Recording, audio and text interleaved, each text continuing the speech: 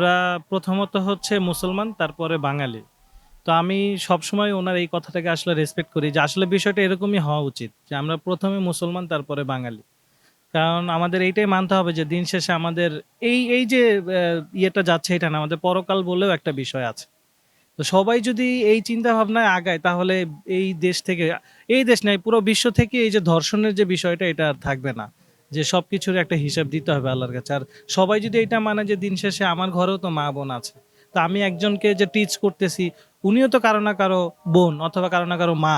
এই বিষয়টা যদি সবার ভিতরে আসে তাহলে এই ধর্ষণ জিনিসটা আর থাকবে না।